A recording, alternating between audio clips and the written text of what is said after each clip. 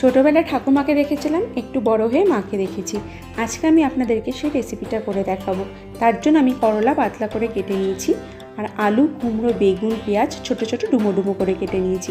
এবারে সর্ষের তেল গরম হলে দিয়ে দিলাম কালো জিরে আর শুকনো লঙ্কা ফোড়ন। এবারে তাতে দিয়ে দিচ্ছি পেঁয়াজ দিয়ে একটু নাড়াচাড়া করে নিচ্ছি। একটু নরম হলে দিয়ে দিলাম রসুন বাটা দিয়ে খুব ভালো করে নাড়াচাড়া করে নিয়ে দিয়ে দিলাম আলু দিয়ে একটু ভাজা ভাজা করে নিলাম। এবারে দিয়ে দিচ্ছি করলা। আলু আর করলা ভালো করে নাড়াচাড়া করে একটু নরম হলে তাতে দিয়ে দিচ্ছি কুমড়ো আর বেগুন নরম সবজি তাড়াতাড়ি হয়ে যায়, তাই আমি এটা পরে দিলাম। এই দিয়ে খুব ভালো করে নাড়াচাড়া করে নিচ্ছি। এবারে দিয়ে দিচ্ছি নুন আর হলুদ।